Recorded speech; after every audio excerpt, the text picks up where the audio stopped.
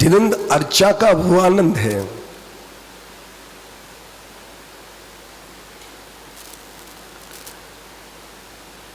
पुरुषों को यह सौभाग्य सबसे ज्यादा मिला है भगवान की जिनंद अर्चना की।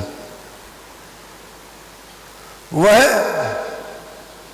लगातार अनवरत रूप से जिनंद की अर्चना कर सकता है। महानुभाव, हमने यह मानव जीवन पाया, बड़ा ही हमारा सौभाग्य था। हम कब से हैं संसार में, एक दृष्टि अगर डाल लें तो हमारे अंदर के रोमटे खड़े हो जाएंगे। महानुभाव, ज्यादा स्वाध्याय नहीं, थोड़ा सा स्वाध्याय भी आपकी चेतनता को चेतना में ला सकता है। आपको पुण्य के माध्यम से, इन प्रभु की कृपा से, इनकी भक्ति अर्चा से अपने अंदर जो आत्मा विराजित है उसका पता चल जाएगा। कैसे चलेगा महानुभाव? हम कोशिश करें थोड़ा सा। सब लोग, आप भी अपनी आत्मा को देख सकते हैं, सब लोग आत्मा को जान सकते हैं वो पुण्य के माध्यम से।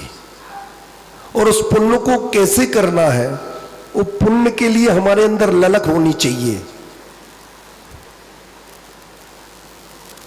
हंस जोड़ा आकाश विचरण कर रहा था, कुएं में सहवाल लगी, नीचे कछुआ पड़ा था।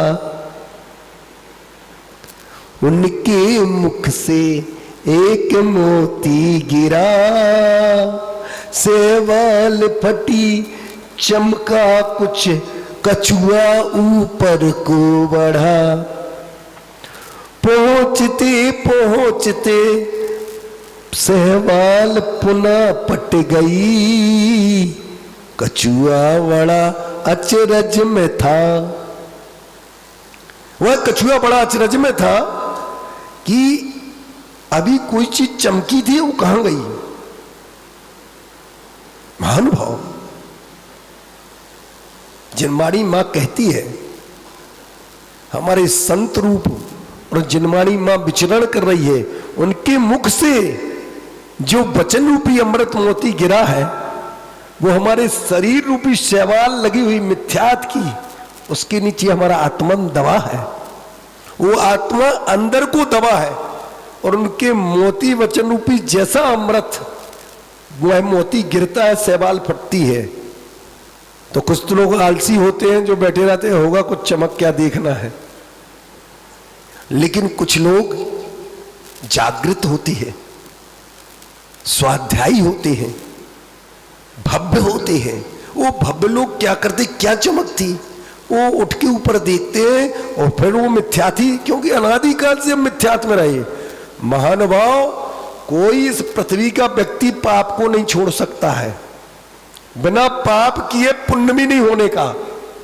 ये बात आप मान लेना। आप सांस लेने से लेकर ध्यान में उठने बैठने तक पाप करते हैं, लेकिन पाप एक समुद्र बराबर भी हो, अमृत की एक बूंद आपको तार देगी। पुण्य रूपी अमृत की एक बूंद भी तुमने आत्मा से उसको रस लेकर पी ली तो वह पुण्य तुम्हारे समुद्र भरे पाप को नष्ट कर देगा। महानुभाव, तो वह शैवाल फटी तो वह कछुआ ऊपर को आया धीरे धीरे, लेकिन शैवाल पट गई। अब उसने क्या किया, अरे यार कुछ तो था, फिर से वो नीचे आया, फिर ऊपर जाए, उसमें बार बार पिंच करता अपना मुख। पुण्योदय जो आया, मुख ऐसा लगा, शैवाल के बाहर मुख आया।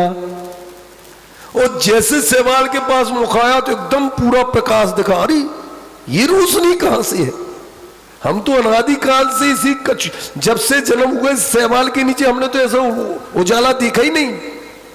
मैं तो अंदर ही पैदा हुआ हूं, इस कुएं के अंदर जो अंधकार है उसी को संसार मान रहा हूं। उस अंधकार को ही संसार मान बैठा हूं। आज तो ये नया सूरज, नई चमक कहां से आ गई?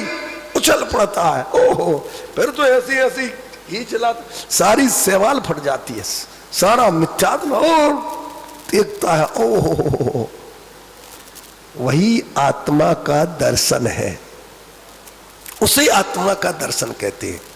मैं आपको उस आत्मा के दर्शन के बारे में और आपको उस आत्मा के दर्शन के नजदीक ले जा सकता हूं।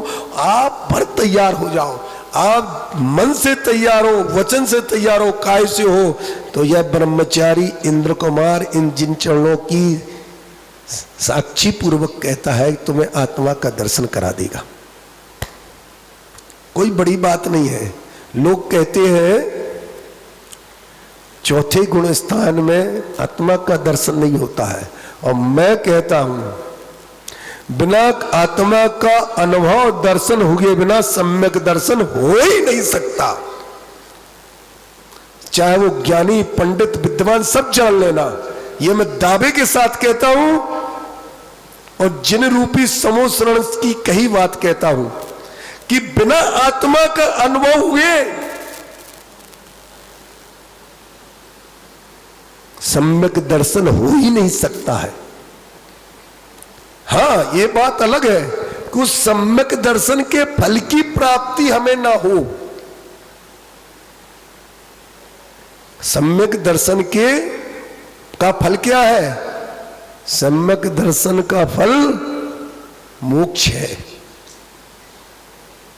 क्योंकि हमारी सत्ता में हमने चौथा गुण स्थान है, हमको पांचवा, छठा के बाद सातवां, आठवां, ये धीरे धीरे जाते हुए और छपक लगाते हुए छपक जाएंगे और शिवपुर तक पहुंच जाएंगे। लेकिन इस पंचम काल में वो छठे गुण स्थान और सतवें गुण स्थान के बाद तो जाना ही नहीं है महानुभाव, तो मोक्ष आपको भी नहीं होना है। इस जनता को सहजता से समझाओ कि धर्म यहां है, आत्मा का अनुभव कैसे होगा? खोजो। प्राणों का संबंध आत्मा से है, आत्मा का संबंध इस प्राणों का संबंध शरीर से है और शरीर का संबंध सांस से है। और जब सांस बंद हो जाएगी तो ये प्राण शरीर को छोड़ के निकल जाएंगे। तो सबसे पहले हमें सांसों को साधना है। सांसों के साधने के लिए जिन शासन में सबसे पहला अगर कोई जिन शासन है तो योग की विधि जिन शासन में होती है, उसे कहते हैं प्राणायाम, प्रत्याहार, ध्यान, धारणा, समाधि। ये हमारे यहाँ है। और यहां से चोरी होके अन्य मतों में चले गए हैं और उन्होंने उसको पकड़ लिया है और उसी पर बैठ गए हैं और उसी पर मलक रहे हैं। मूल फाउंडेशन जड़ जिन शासन की है। आप सांसों को जाने, सांसों को बिना सांसों पे ध्यान दिए बिना आप आत्मा को नहीं जान सकते हैं। ज्ञानार्णव में बहुत अच्छा इसका वर्णन है। एकाध मुनि राज हैं जो इसको पढ़ रहे हैं, बता रहे हैं, लेकिन उनका बताना पंथ मत है, पथ नहीं है। वो पंथ में जकड़े हुए बताना, वहीं दोष पैदा हो जाता है।